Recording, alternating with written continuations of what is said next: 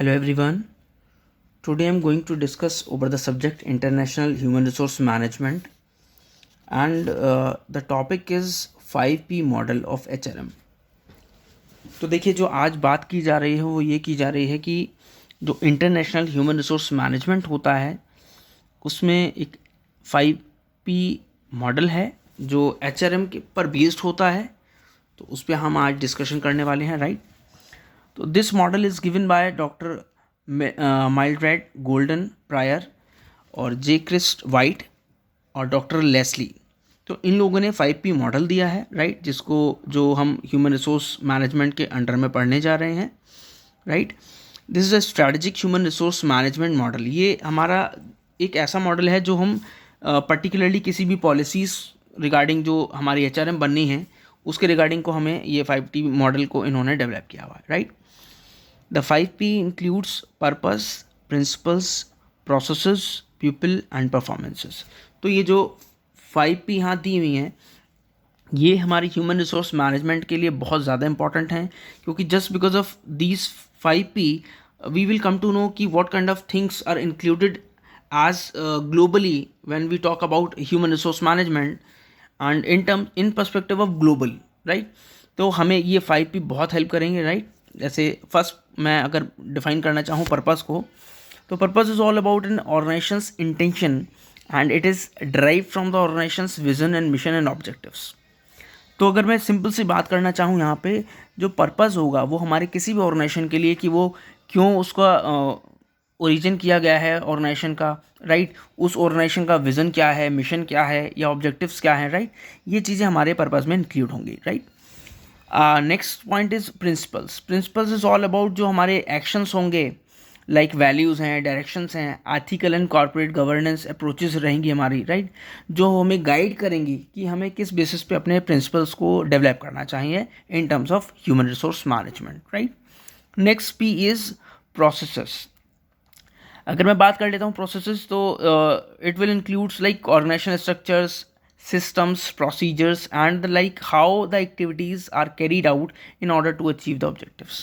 Main point is कि processes के basis पे हमें ये जानना होता है कि हमें क्या ऐसी अप्रोच रखनी है जिससे हमें अपने ऑब्जेक्टिव्स को अचीव करना होगा, राइट, और हमें किस तरीके से सिस्टम को डेवलप करना है और उसको मतलब मैनर्ड वे में, स्ट्रक्चर्ड वे में हमें अपने सारी चीज़ों को मैनेज करते हुए चल के हमें अपने ऑर्गेनाइजेशन के ऑब्जेक्टिव को अचीव करना है, ठीक है। Next P is people. देखिए पीपल जो है यहाँ पे फिफ्थ P में से 4th P आ रही है, right.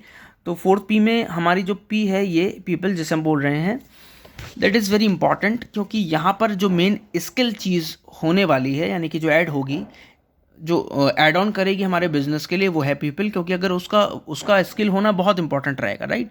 Here we can say that people are individuals like group teams and that are engaged in carry out various activities in line with the principles and processes in order to achieve the purposes. तो इन्होंने कहा जो पीछे की हमने 2P पढ़ी हैं, principles और प्रोसेसेस, वो पीपल उसको हैंडल करेगा, राइट, और जिसमें वो इंडिविजुअल भी इन्वॉल्व होगा, ग्रुप को भी इन्वॉल्व करेगा और एज अ टीम को भी इन्वॉल्व करके अपने बिजनेस के ऑर्गेनाइजेशंस को अचीव करेगा, राइट। और जिस पर्पस के लिए टीम बनाई गई होगी या जिस पर्पस के लिए हमारा ऑर्गेनाइजेशन को डेवलप किया गया होगा वो उस पर्पस को एकम्प्लिश करेगा, राइट। लास्ट P की बात कर लेते हैं, तो this is all about performance.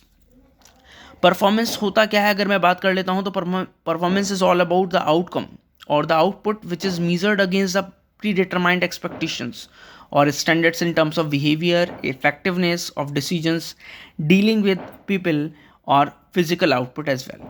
अगर मैं बात कर लेता हूँ परफॉर्मेंस को हम एवेलुएट किस बेसिस पे करते हैं, तो हम एम्प्लॉयज़ के बिहेवियर के बेसिस पे देख लेते हैं कि इसकी परफॉर्मेंस कैसी आ रही है ओवरऑल, राइट, कि वो कितना इफेक्टिवली डिसीजन मेकिंग कर पा रहा है, वो कैसे लोगों से डील कर पा रहा है, राइट, और अल्टीमेट फिजिकली आउटपुट कितना मिल रहा है, राइट।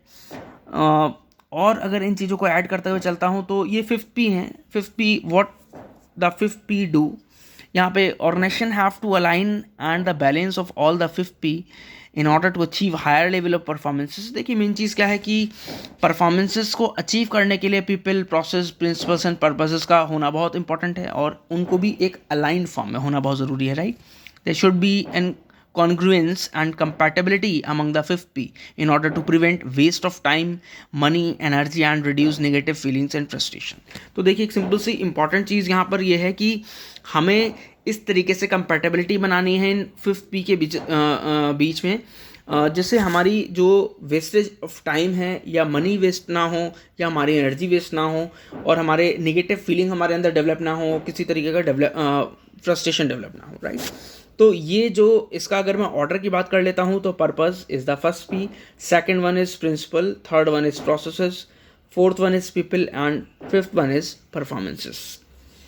तो ये जो था ये मॉडल हमारा IHRM के बेसिस पे 5P मॉडल डेवलप किया गया है. Thank you.